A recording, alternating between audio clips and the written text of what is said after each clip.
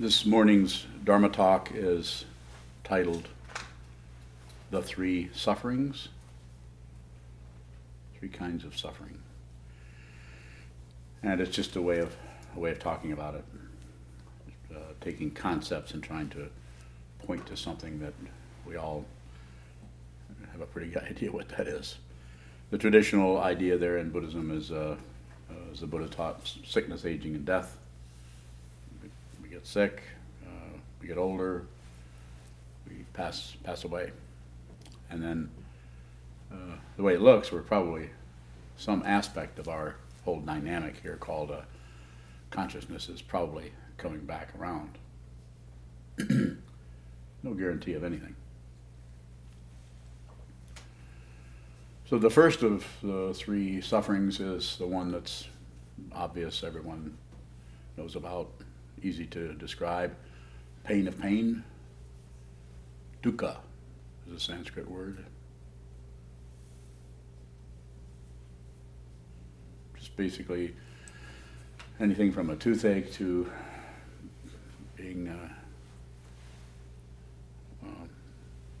boiled alive in olive oil. Painful. Just thinking about that starts to hurt. You notice that? Just to think about a particular kind of pain, we already are starting to get a little leading edge of that pain. And so the pain of pain is just like nerve-ending pain, and that nerve ending can be physical, but it also can be some of the most excruciating pain is mental, where some aspect of your consciousness, you could say it this way, is attacking you, or not letting you relax, not letting you just enjoy yourself. We've all probably had some experience, if not ourselves, have met somebody or talked to somebody that in the middle of a nice summer day when it's 72 degrees and the sun is out and you're on a park bench and the wind is moving just slightly, feeling miserable because of what is happening in our consciousness and our mind. Or perhaps the person that we're with that's happening. That still could be called the pain of pain. The next one is the pain of alternation, or the pain of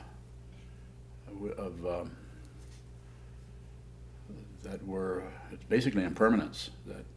That what we have something that we're really happy with, and we know because we can see what's coming. We know that we're going to lose that. So we already, in the midst of the enjoyment we're having, we know suffering is on its way, so we start to suffer right away before the actual situation comes about. Pain of alternation.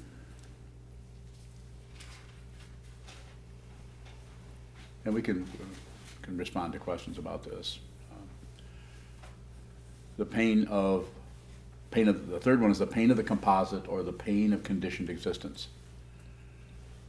And this kind of pain is harder to see. It's easier to block it out. In fact, the very first kind of pain, the pain of pain, is the one that brings up of the three poisons, brings up anger. Just you really are mad because we're having pain. Have any of you been in such pain that you just start to just get irritated and mad about the whole thing because it won't go away? Well, I have recently. Well, within the last few years.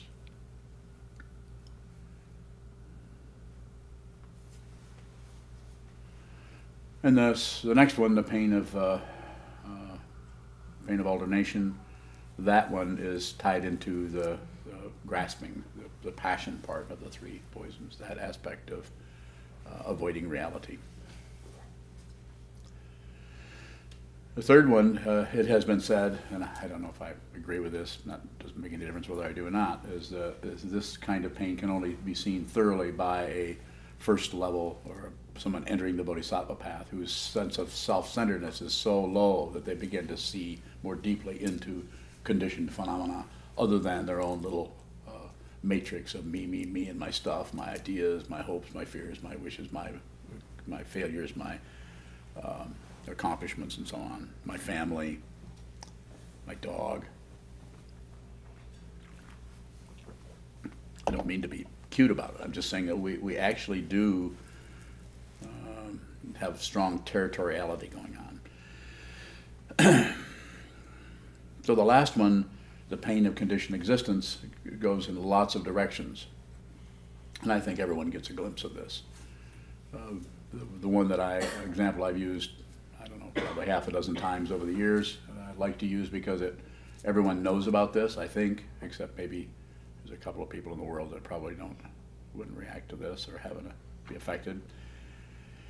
But that is the image I'll paint for you here is a 10-year-old child on a skateboard going down the sidewalk, and you're just watching them. You glance over, and the skateboard hits a crack in the cement, and they go down and hit on their knees.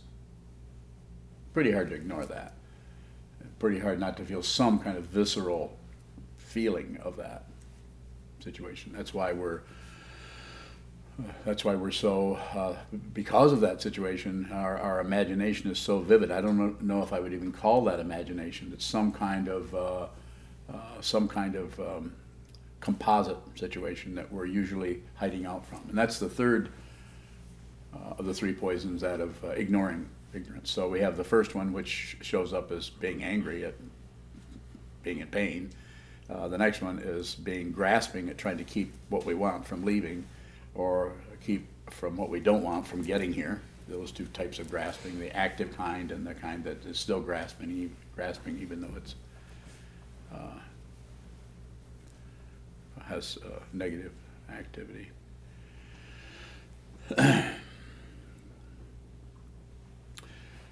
So the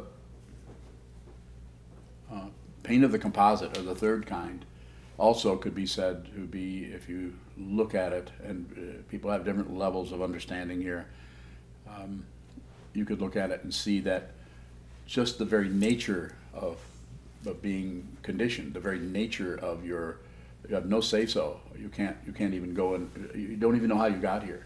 So we try to get a little bit of control. I can control this. I can pick these up. I can put one back. I can put both of them back. So I have a little bit of say-so. But you don't have very much. And the imputed, or the idea, or the imagined say-so is very limited. It's just to this little mandala of me, and my stuff, my ideas, my hopes, my fears, my degree in sociology, and so on. I don't have a degree in anything. So, but if you back up, if you go into the conditioning, into the composite further, go back into it, you'll see that you don't know how this hand got here that's even picking these up. You really, other than the imputed or imagined or laminated identity that you get from your environment, from your culture, from your thought patterns, from your hope, from fear, and all the distress that's going on in each person's personality that tends to cover up this aspect. This is ignorance, ignoring.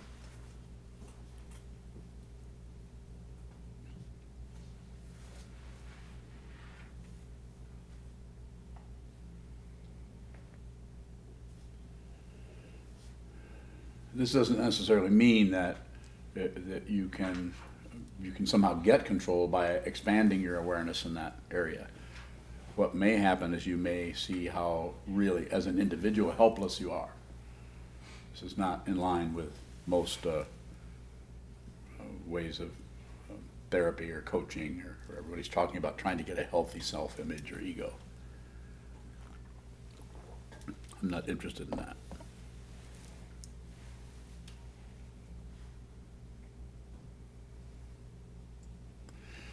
Also, you could say we might enjoy ringing the bell, or using something that we have in our house. But if you were to able to go into the causes and conditions deeply, dependent origination, you were able to go into pick out anything and go back into where did this, what's the origination of this had to be put together by people? Was it slave labor? Were the people who were paid 50 cents a day to make this thing that we paid $50 for? So I'm just saying, not accusing anyone of anything. I'm just saying that it's such a labyrinth of dependent origination that the self-centeredness tends to, if it starts to go out in that way, tends to withdraw back into me, and I'll just do what I can, control what I can, I'll just, and so on and so forth. Whereas someone who is on the bodhisattva path of awakening, which is what this is, a Mahayana path, is about being with all things. saving all beings. Tall order. Putting everyone else before yourself, that's difficult to do, but you could start somewhere. If you are going to be relatively happy, you're probably not going to be happy by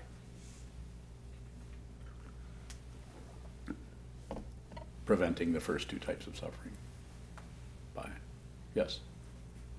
In the meal chants, we chant, may all beings enjoy happiness and the root of happiness, and I'm wondering what the root of happiness is. What do you think it is? I don't know. I don't either. Anybody else know? What's the root of happiness? Ice cream? Depends on the flavor. Some ice cream sucks. You know that. You might as well not even be eating ice cream. It's so bad. Depends on the definition of happiness. Yeah. What is happiness? How would you define happiness?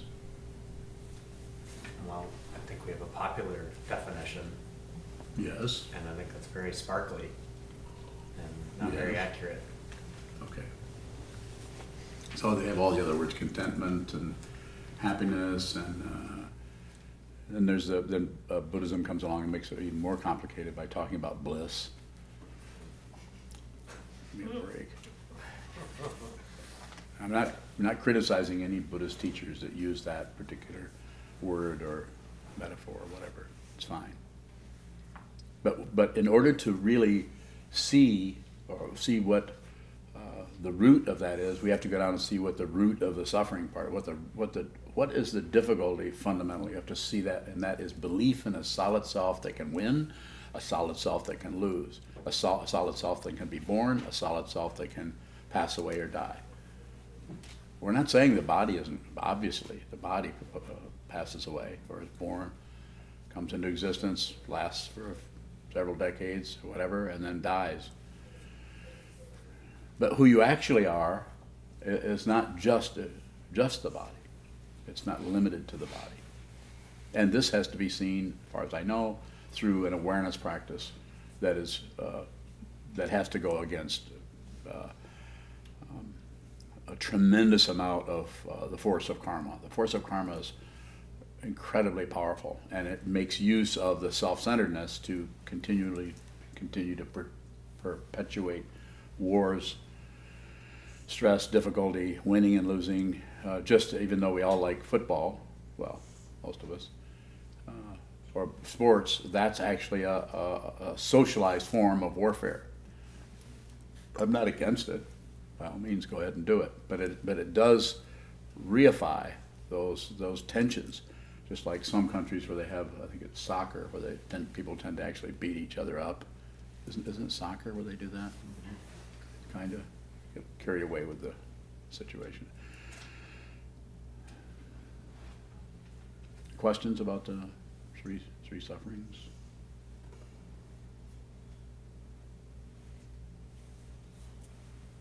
It seems like impermanence and conditioned existence look really similar in my head. Can you draw a distinction between them?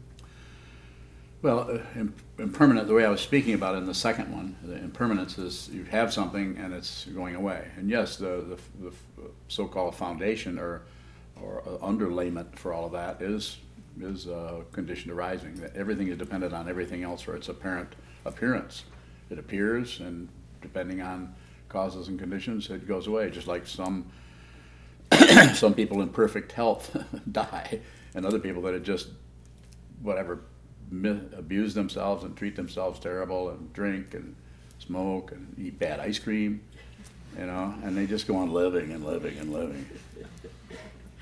One of the most irritating things 23 years ago when I was a heavy smoker was the people who could smoke one cigarette a week. And usually it came out of your pack. It was irritating. Hey, could you spare one of those? I said, yeah. And then 3 or 4 days later, got another one of those. They never bought any. They just smoked yours. So what I'm talking about, what I'm indicating by this is the causes and conditions that arises anything, everything is so incredibly vast and complicated. We try to find a way to control something, but quite often that control of that is based on on belief that certain projections are actually facts, or actually true. That if I can do this and this and this, then I'll get this kind of result. But we all know that doesn't happen that way. It's like just go on the internet sometime when you have some spare time, and just Google what is the right food to eat. And you get, you might get, if you did some research, you probably could get a dozen or 2 dozen doctors, nutritionists that would disagree on that. What does that tell us? It just tells us that the people who are talking are not separate from the very conditioning that is pointed out by the Buddha of pratitya samutpada, or dependent origination. It look like individuals. We look like individuals. Have you noticed if you go to in the mirror, you don't see, if every time you went to the mirror you saw Cody, that would be disturbing. Oh no, something wrong with me. Behind you, or Yeah. you are Cody? You are Cody. Well, that would be pretty threatening too, if you turn around and say, Cody the vampire. So it's just that certain causes and conditions we start to rely on, the ones that are somewhat dependable, because they aren't going to last. We kind of lean on those. So I don't know if I extended into the other part of your question or not. If you can't remember it, that's probably why I can't remember it. So impermanence was part of it, and then Conditioned existence, they seem similar. yeah, they do. And so the conditioned existence just means that it's just extremely complicated, coming and going and appearing and disappearing. So and impermanence, you can't count on anything. You get a little bit of duration out of something, but not a lot. And there's no guarantee of anything. Even a person can meditate and meditate and meditate and never attain what they think is, what they impute is realization. It's possible to do that. But I would say, if that person were a student of mine, I would say, do it anyway. What else are you going to do with your life? Looking for success takes a lot of energy. Don't do it. Be better to look at the failure. And this is not nihilism. This is not a negative way. What you're doing is, if you had a car, well, let's be very practical, and the car was not running well, would you just focus on the parts that worked? You're not going to be able to drive it. It needs a new transmission. But I'm just not going to think about that. I'm just going to think engine runs, okay, and tires turn, they all have air. I should just be able to think my way into driving this or making it work. So simple, kind of a weak metaphor, but if you look at it to actually look away from the very causes and conditions that are rising in your own mind stream as negativity, to not actually look at that and begin to go in and investigate, see what that is, to actually shut that down with ice cream or whatever, or try to find some way to avoid that and get to something else. Not so good. Jesse? What do you think phantom pain is? Like when Think what someone's- is? Phantom pain? Mhm. Like when someone's leg's been That's amputated what they, and the foot's still- yeah, that's what they call something if they don't know what it is. Because they have to call it something. Oh, that's just phantom pain. Oh, okay, that's so helpful. You know? But there's still a suffering there. Yeah. There's I know still the very pain you're talking about, I actually have. So it Oh, keeps so- me from sleeping. Pain in my legs. So you're pointing to that. And the causes and conditions that arise, I'm not saying they're not traceable or discoverable. You couldn't find, oh, that's being caused by this. But quite often, you can't find an actual source for that because of the nature of dependent origination. It's so vast and complicated. People who are trying to make money will try to sell you some kind of idea or something to satisfy you. But to continue to say over and over again how complicated it is, it might not be very helpful, but that's really the truth of it. Look at your own mind. Sit down for those of you who spend time on the cushion meditating. Sit down and look how complicated that is, and how simple at the same time. The awareness is very simple, but what arises in the awareness sometimes is like phantom pain. It just comes out of nowhere, and it's some kind of anxiety about something. You have no idea what it is, some kind of paranoia about something, not knowing what it is. And then that, because the body mind are not separate, then that can show up in the body as an expression of the body. More? Well, I was playing with the concept of like an amputee, somebody who has pain in their legs but their legs aren't there. And you might compare you with your legs hurting and somebody with their legs are missing and their legs are hurting.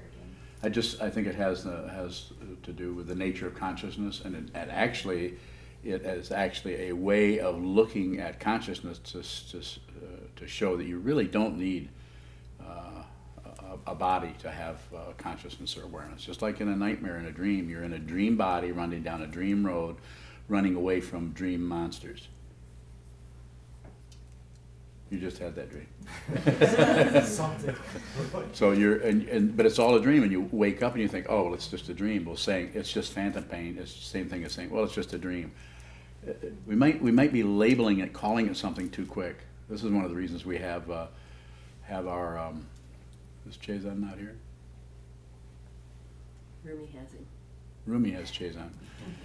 So just like Chazan spent quite a bit of time in retreat developing a dream practice exercises for people. Just so you could, I don't mean to make a pun here, but just so you don't have to take all your dreams laying down.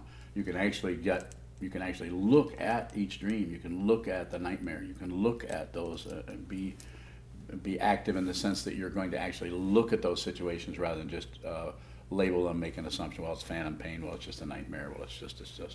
Actually go in and see what those are. This is what we're doing when we sit down on the cushion and face the wall. We're looking at the pain, the pain of alternation, the pain of conditioned existence, so the pain of composite. We're looking at those in different ways depending on what's happening in our own matrix of consciousness, of this body-mind matrix that we think is someone. Look deeply and see if you can see. You're not going to disappear. What is here is going to be here. It's just that it's dependently arisen. It is not a solid being. It's not a solid self. And if you see that, if you really see it deeply, this is called liberation. And what is liberation?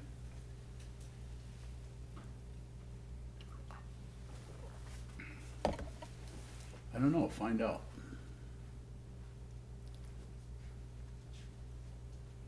Does the pain of the composite fluctuate like the other pains seem to? It's the easiest one for us to ignore because we can be distracted into our own difficulty and our own comings and goings, the things we're losing, the things we need to hang on to, are all those various things. So the pain of the composite is actually covered up by a kind of neutrality. We call it ignorance. So to sit and actually begin to look at that, this is what we're doing with the Bodhisattva vow, to be with all things. We're endeavoring to extend ourselves with a Maitri Bhavana prayer that we do. It's not so much about the other that we're doing it for, it's more about us as reconfiguring, you could say, our conditioning to begin to be more and more and more open to everything that is arising around us. Even though there's no payoff particularly for that. More? Do we have to work with the spiritual path in terms of the relative? How do you mean? Just the way you said that with we're kind of reconditioning ourselves, and it seems like we're having to play with the tools of relativity to work with the spiritual path.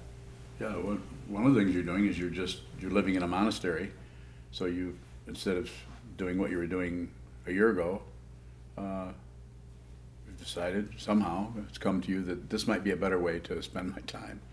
So that's a very pragmatic decision to do that, if that's what you're asking about.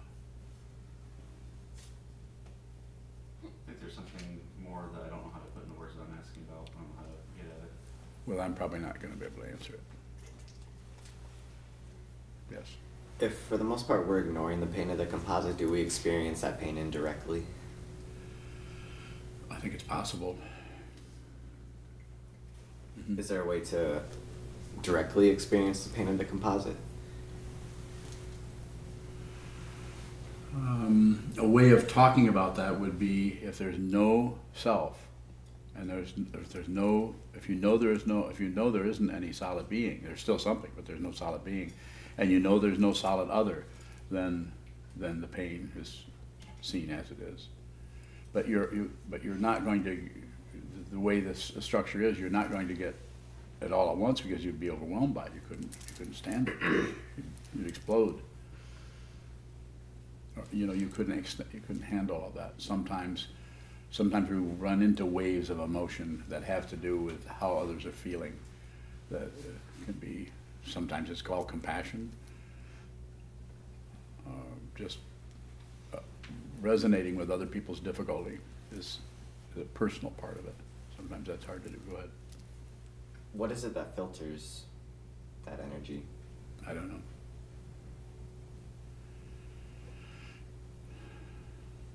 A thin protective layer.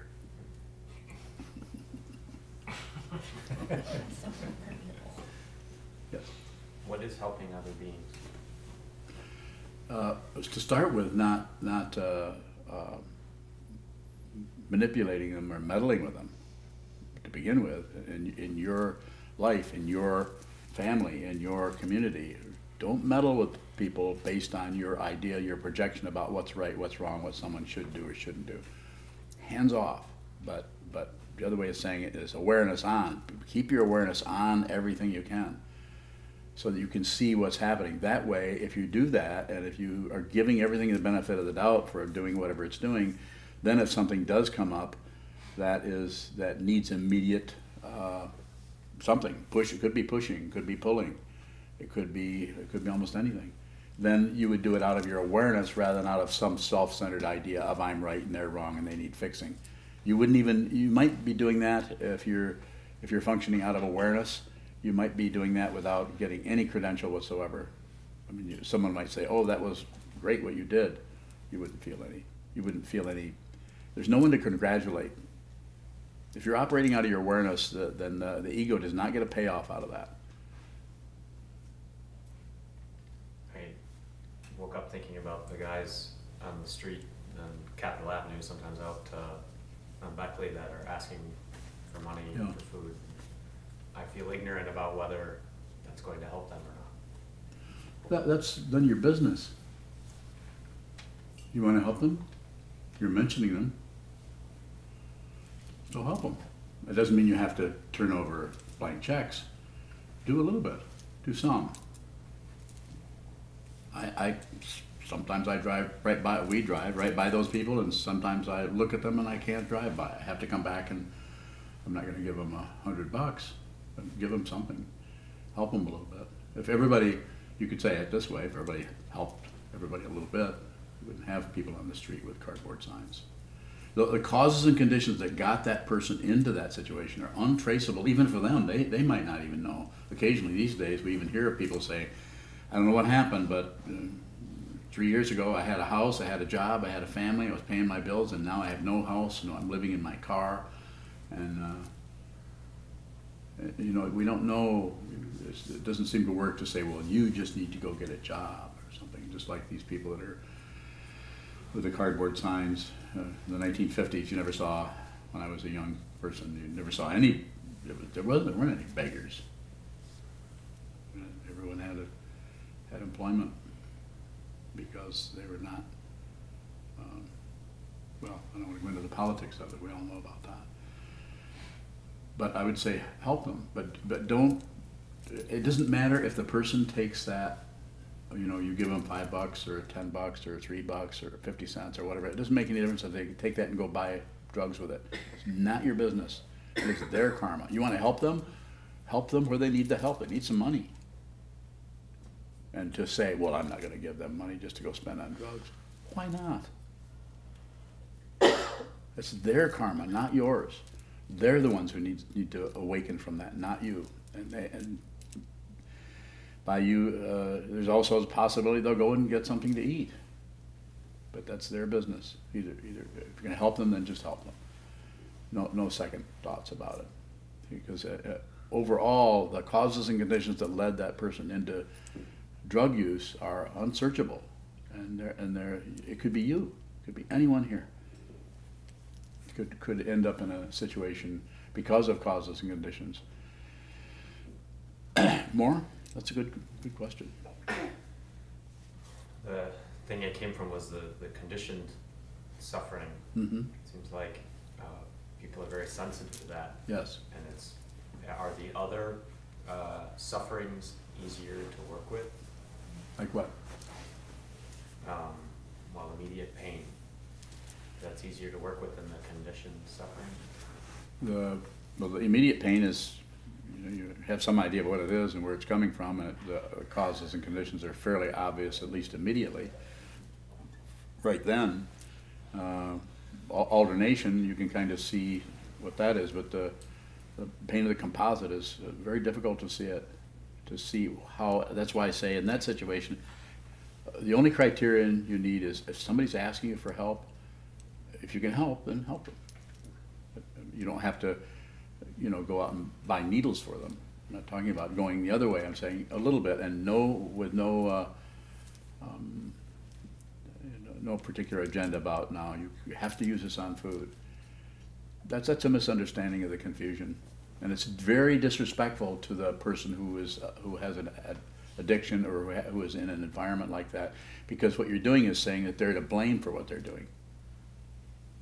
And I'm not saying there isn't some responsibility, of course there always is.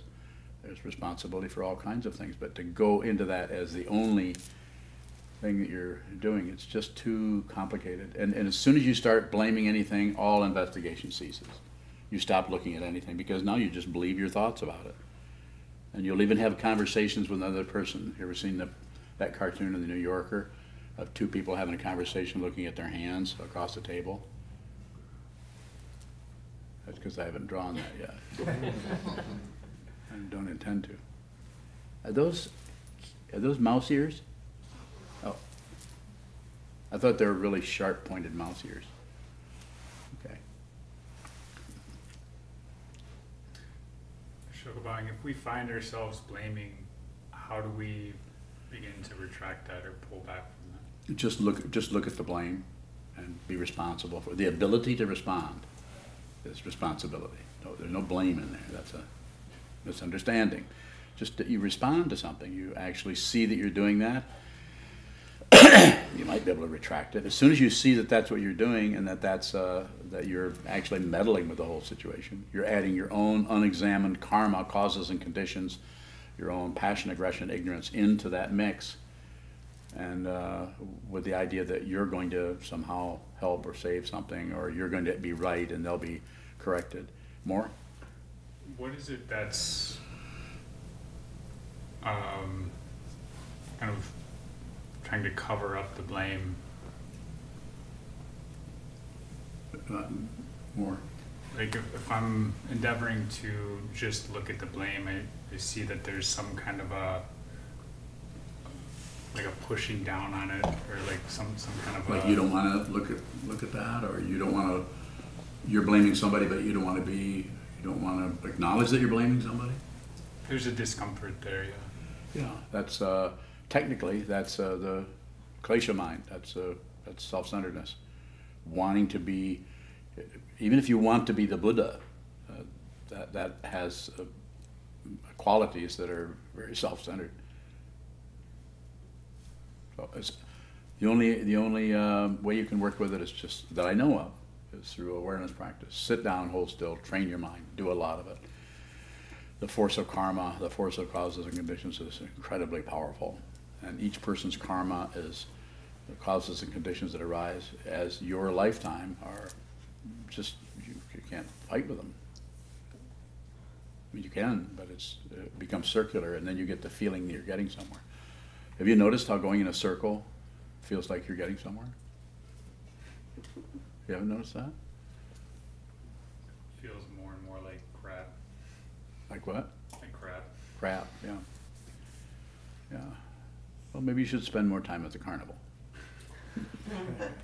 Like smoothed over, shiny, glistening, candy-colored crap. Like a tilt-a-whirl or something. Yes. Junshu. If we have, say, physical pain, and then we have additions onto that, like, I don't want this pain to be here, or why is that here?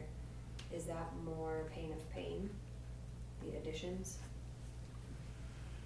I feel that it probably is. That instead of just being with, when I say be with, just don't do anything with it. Just feel that pain is the best approach to it, because it's coming out of causes and conditions. For you to do anything with it, it can cause it to go underground or surface later, or maybe intensify because you're creating some kind of warfare.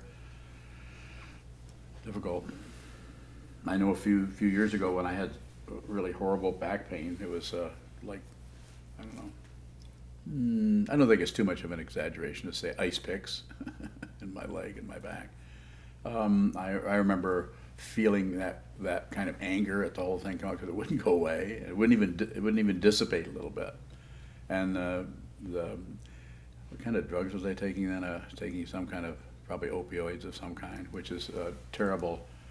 You know, it turns your thought patterns to jello, but the sugar-free kind. And it's like, you know, at least the overtones of that drug for me was like, it was just sickening. And I'm saying the person who invented this has never used this stuff, because it's like, it makes it so you can't really relate to the pain as it actually is. You relate to it through a consciousness that is kind of, it actually drugs your consciousness so that you can't see clearly, you can't function clearly. I'm not blaming the drug necessarily, I'm just saying it just changes the weather so that you can't see clearly what pain actually is.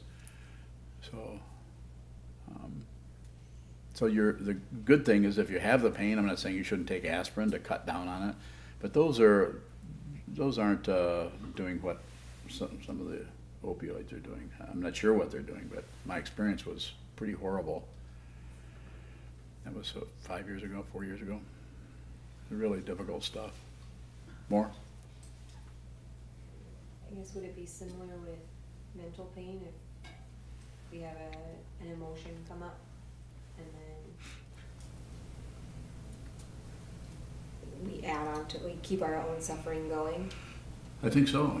You've said it. The pain comes up, and then we usually do it with stories. We tell a story around, well, this shouldn't be happening. It's a story. This should not be happening.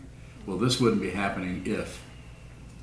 Well, if I could just find a way to get rid of this or push it down or cover it up. So we've got nerve endings in all the sense fields, including the mind. The nerve endings in the mind are really powerful.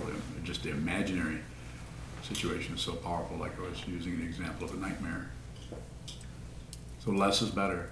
If you can, take the opportunity that when you are awake and when you are not in pain, to actually sit down and train the mind to get really good at receiving whatever comes up.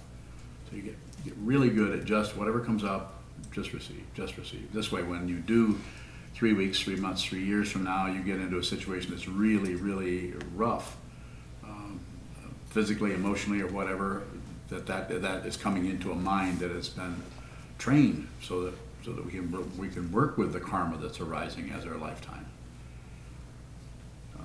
Karma tends to, as we get older, in my experience, I'm older than anyone here, but in my experience, that without this mind training, I wouldn't be alive. So because just not that I have such great, muscles, awareness muscles or anything. It's just that I don't fight with much. Doesn't mean that I don't have some difficulty or suffering comes and goes, but I don't object to it particularly. Not much anyway. Little. More. Yes. Is accepting the pain a story about it still? Yeah, you don't have to accept anything. Accepting, rejecting, looking away. Those are the three. Don't do anything with it. And of course, when we do that, we notice that we're kind of spontaneously pushing on it or but then we're more aware of it because we're actually we're taking an attitude of having no position on it as much as we can, and then we notice how we can't help but take certain positions. But then then the awareness is there with that, seeing how that's being done. So if there's a possibility of some of that crazy energy dwindling down or winding down, then it's more likely to happen in the open space of awareness rather than the closed space of agendas, and I have to do this and I can't do this and I'm not going to take this anymore, and little tiny mini lectures we give to ourselves that are basically self-centered, ego-centered. Does that practice of not having a position with it just show us how we don't have any say-so over the stuff anyway? I think it helps in that way. You know, the whole idea of making choices is misunderstood, and it's used to pacify people. You need to make the right choices. And I'm not saying, sure, there's some right choices, but there's way too much emphasis that's put on that, and very little emphasis in our culture anyway, is put on seeing the very nature of that, the very nature of choice, of this or that. Should I do this or do that? It's extremely cloudy in that area.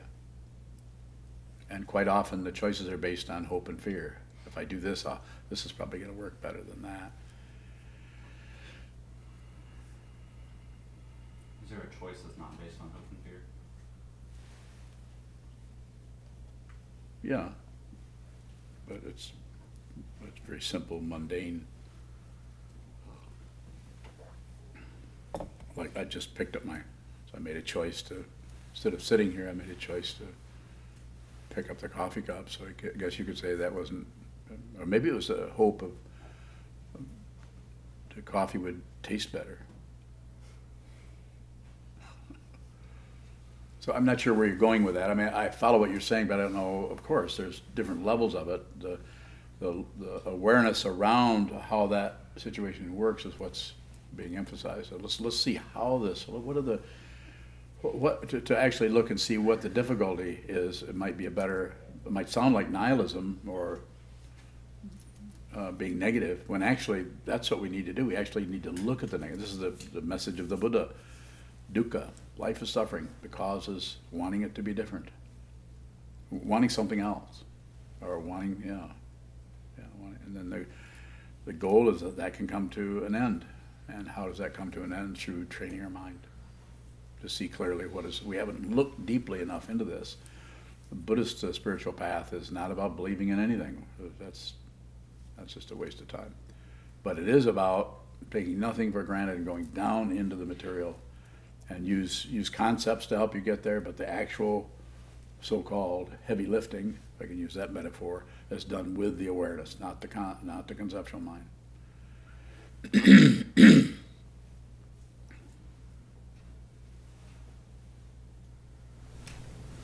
So we talked about excuse me, unconditioned existence and indestructible true self. Is there a contrast to the pain of pain in the Absolute? So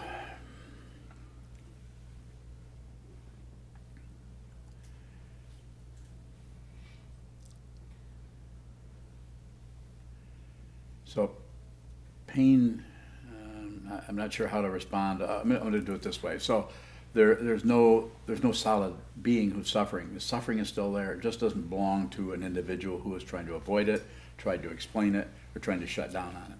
So the individual, the self-centeredness is not there. There's something, but doesn't have a strong agenda about anything, unless that consciousness is on this path whereby it's observing a vow to be with all things. It is endeavoring to take those parts of consciousness called other beings that think they're separate and think they have an axe to grind with the universe, and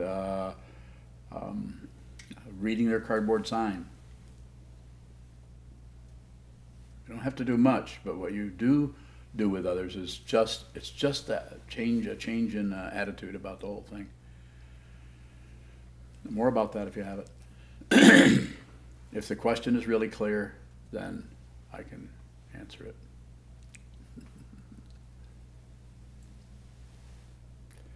See how cleverly I blamed him.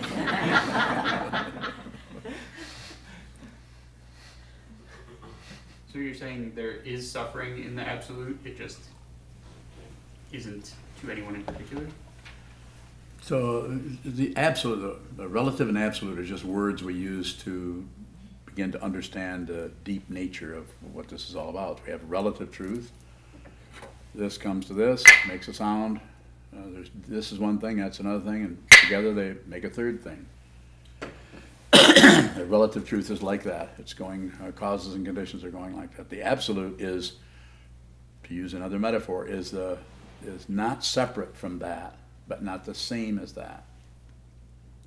So nothing happens in the absolute. And when you begin to understand that, you see that things both happen and they don't happen at the same time. This is called Advaita, or non-duality.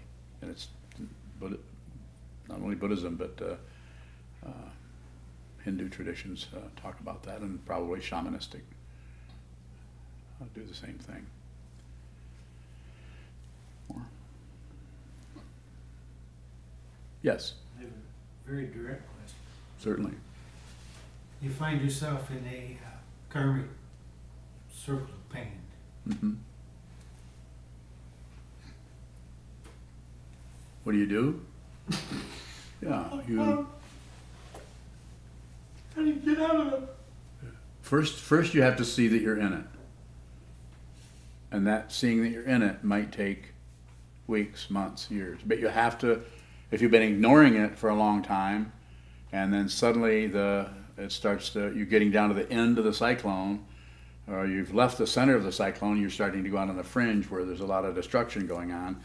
You have to create, I would say it this way, create some kind of silence and some kind of stillness. And the only way I know to do that, and I'm very biased in this area, and that's sit down. You don't have to do it in a Zendo, you don't have to be a Buddhist, but you have to sit down, hold still, all the senses open, and watch the cyclone. Because if you try to enter into it, you're playing its game. If you try to run away from it, you're playing its game. If you try to shut down on it, you're not separate from it. You're going to get caught up in it. And you can't just go out and get a new pair of shoes and solve that problem. So begin now. Begin now. Begin now. Just set up a time and an hour a day, 2 hours a day, whatever. Find time to sit down, hold still, and watch what moves. Watch what moves, and you will notice that what moves, it keeps changing and changing. Your body's always here. You're always looking. But what happens in the mind changes and changes and changes. And the very thing that's giving you so much grief right now will change, morph into something else, and it'll morph into something else, and it'll morph into something else.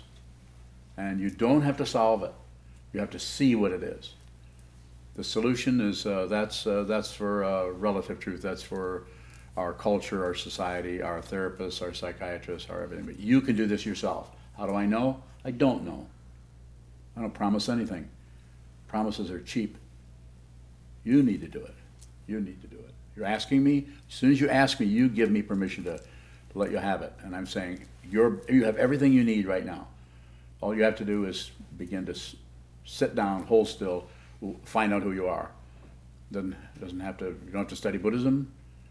You don't have to do anything other than you have to look deeply into your own heart, into your own mind, and don't go to war with anything. And stop blaming yourself or anyone. But don't take your eyes off from it, but don't try to seal it up by blaming. This is what blaming looks like. This is what accepting looks like. This is what rejecting looks like. So what is this? Awareness, just awareness. Then everything is free to come and go, whether they're birds or whether they're bats or whether they're tardigrades, yeah, little tiny bugs. It doesn't matter. They can come, they're all welcome to come and go. It's like living in a house with no windows, no doors, and everything's just free to come and go. That's what a meditation is. That's what meditation, as it's taught here, is. Just sit down, hold still, and observe it. It's going to take quite a while, probably. You just have to schedule it every day at 7 in the morning, or every day at 6 in the evening, or something, and schedule it, and don't look for results. Here's the result you want to look for. Am I sitting on the cushion? Am I looking at the wall? Are all my senses open? You passed. That's how it's done. Good luck. Yes, sir. How do we look deeply? By looking in the shallows. Didn't I just tell you that recently? You have to look at what's shallow, because if you're already trying to use that polarity of deeply, then you can continue to use that. You just have to look at the shallowness of what you're looking at initially. And then you can begin to find the depth. And at some point, the shallows and the depth are not separate. It takes a while of looking at polarity to realize that you can't have black without white. You can't have life without death. You can't have those. Those are the same thing from the point of view of realization. Yes, sir. Is helping other people reducing suffering? Probably. If you're doing it in that way, where you're not meddling, you're just a little bit of help for someone, just where you're not looking for thanks. You don't care about that. You just, if someone asks you, you help them, and how much you help them is not so important as that you just help them. So what's the connection between reducing suffering and awareness? Are we helping people to be more aware? Yes. Got to start somewhere. Might as well start with you giving up a little bit of territory. Could you say more about that? Yeah, you're giving up some territory, and if someone is just using that same example, if someone is asking for your help, and you help them, so you don't get a credential out of it. You don't have somebody out on some side videoing this to put it on the nightly news so they could say, "Here's Joseph helping people again." I just don't know. I'm keeping score here 15 times this week. He's helped people. So you're not looking for any kind of credential either from yourself or anybody else. You may not even. Most you're going to get maybe is somebody these days. Somebody saying, "God bless you," as they run away with your money. But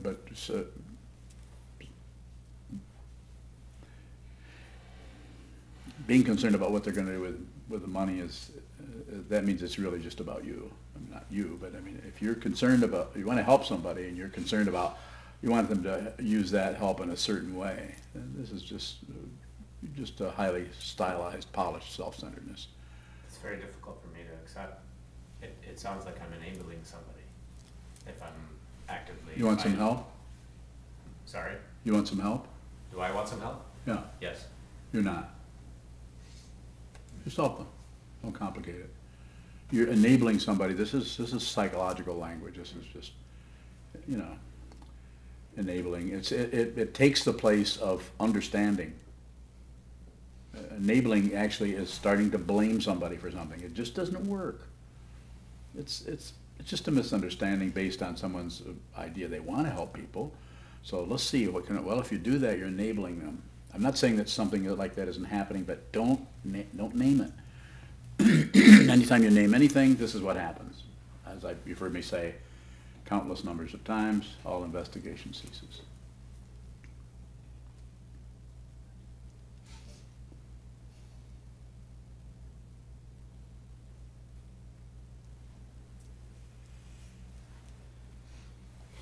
Thank you so much.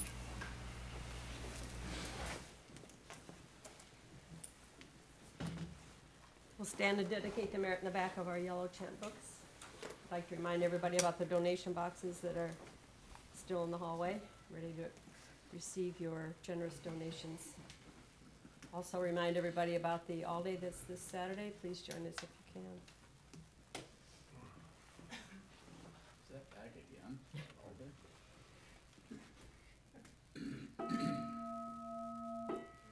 May merit this penetrate into all places, so that we and every sentient being together can realize the Buddha's way.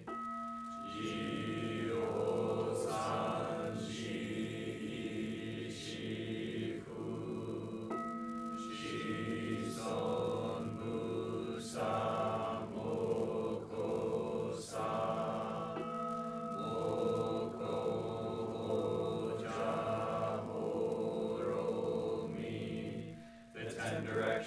suns, the three worlds, all Buddhas, all venerable ones, Bodhisattvas, Mahasattvas, the great Prajna Paramita.